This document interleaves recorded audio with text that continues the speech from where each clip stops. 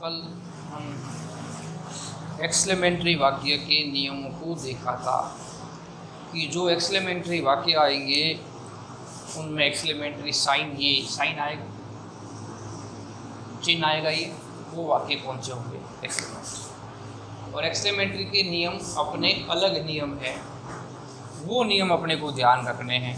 कल एक दो वाक्य भी हमने किए थे। इन वाक्यों को थोड़ा ध्यान रखने की आवश्यकता है क्योंकि ये कठिन वाक्यों में आते हैं। आप इनका जितना हम प्रयास करेंगे उतना हम समझ पाएंगे कि एक्सक्लेमेटरी वाक्यों को कैसे हल करना है।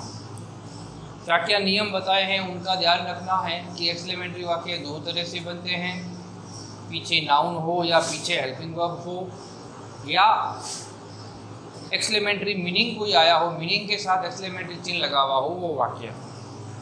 ऐसे वाक्यों में एक्सक्लेम्ड विद सरप्राइज है, ग्रीफ है, या जॉय है, या केवल एक्सक्लेम्ड है, इनका प्रयोग किया जाता है।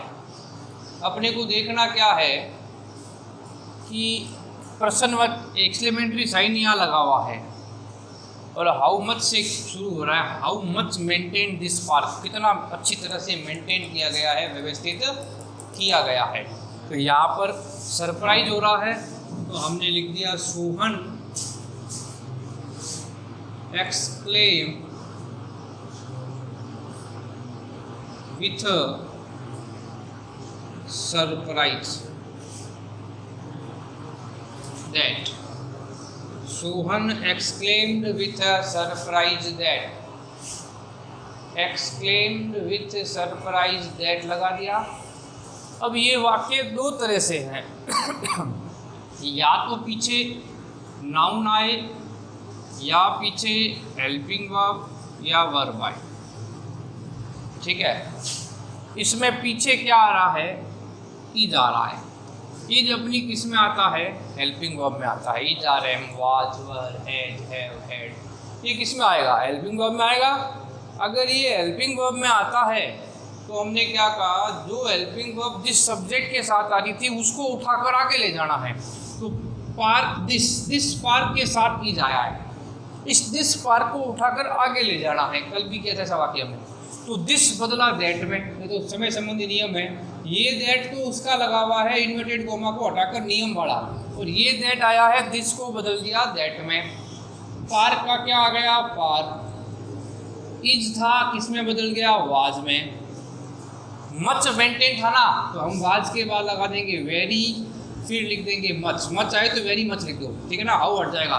इसका खाली वाट, जैसे वाट का कोई काम नहीं था, इसका कोई काम नहीं है। Very much maintained. समझ में आ गई बात, क्या करना है। एक्सक्लेम्ड विद सरप्राइज याद रखना है, दैट लगाना है। उसके बाद इस दिस को बदला दैट में, हेल्पिंग वर्ब से शुरू हो रहा है तो किसके साथ लगा हुआ है, दिस पार्क को दैट पार्क में बदल दिया, फिर वाज लगा दिया, वेरी मच मेंटेन लिख दिया। आगे बात समझ में। यहाँ पर अब फुल स्टॉप है, लेकिन एक मीनिंग के साथ ये एक्सक्लेमेटरी साइन आ रहा है। ये एक अलग तरह का वाक्य हो गया। इसका मीनिंग के साथ एक्सक्लेमेटरी आए तो आपको क्या करना है, ये तो एक्सक्लेमेटरी पीछे नहीं है, मीनिंग के साथ है, एल्स है, हुड है, ओ है, ओ है, इनके साथ आए तो ये दुख प्रकट करता है, मैं फेल हो गया, तो ये आपको क्या हो रहा है, दुख हो रहा है। दुख हो रहा है तो हम कहेंगे exclaimed with, he exclaimed with grief. Grief माने दुख होता है, और दैट लगा देंगे। सोरो भी लिख सकते हैं, एक ही बात है, एक्सक्लेम्ड विथ सोरो, एक्सक्लेम्ड विथ दैट। अब ये वाक्य आगे पीछे से नहीं उठाना है, इसको हटा दो। बाकी वाक्य वैसे ही शुरू हो रहा है जैसे इससे पहले साधारण वाक्य शुरू हो रहे थे। आई आया, आई फर्स्ट पर्सन पहले स्थान से बदलना है, तो हमने कहा आई, माई और मी। बस पहले स्थान पर हरी लिखा है तो ही, हिज और हिम। बाकी वाक्य ये सरल है उससे ज़्यादा, क्योंकि उसमें पीछे से नहीं उठाना है। आई को बदल दिया किस में, ही में। हैज है वो किस में बदलता है, हेड में। गॉट फेल्ड हो गया, यहाँ वेरी का प्रयोग नहीं करना है। ज़्यादा फेल कैसे होगा, जब फेल ये तो फेल है। तो इस तरह ये वाक्य और ज़्यादा सरल होंगे। इनके अभी तक और वाक्य करेंगे, एक ही वाक्य किया है हमने। एल्स आया, मीनिंग इससे एक्सक्लेमेटरी पहचाना, एक्सक्लेम्ड विथ ग्रीफ कर दिया। एल्स आया, दुख हुआ है, दैट लगा दिया। फिर साधारण वाक्य की तरह आई है तो बदल दिया, हरी से ही आ गया, है जब हेड में बदल गया, बाकी उतारना है। आगे देखें, he said what a beautiful car.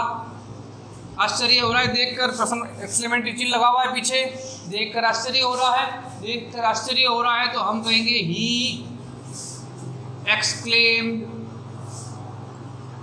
With surprise. ठीक है, दैट। ये अलग प्रकार का था, ये अलग प्रकार का है। अब इसमें पीछे क्या आ रहा है चेक करो। परचेज्ड मने क्या होता है? परचेज्ड मने क्या होता है? खरीदना। खरीदना क्रिया में है, ना कि नाउन में है, वर्ब में है। तो ये परचेज्ड किसके साथ आ रहा है? हैज और ही के साथ आ रहा है ना। तो यहाँ से हम वाक्य को उठा लेंगे। ही थर्ड पर्सन बदलता नहीं है तो ही का ही आ गया। हैज है वो किस में बदलता है बताओ? हेड में। फिर आ गया परचेज्ड, ही हैड परचेज। देखो ही आ गया यहाँ, हैज है हेड में बदल गया, परचेज का परचेज आ गया। आगे है ए ब्यूटीफुल कार। ए फिर वेरी लगा दिया, फिर ब्यूटीफुल लिख दिया, फिर क्या लिख दिया? कार लिख दिया। इसमें ए आर्टिकल्स हटाते नहीं, हमने कहा था उसमें हटाते हैं जिसमें नाउन हो। तो he had purchased a very beautiful car. इस प्रकार हमने पीछे हेल्पिंग वर्ब या वर्ब हो या ये मीनिंग आए तो इस तरह के वाक्य हमने किए। पहले ये 3 वाक्यों को अच्छी तरह समझे आप कि कैसे वाक्य को बनाना है।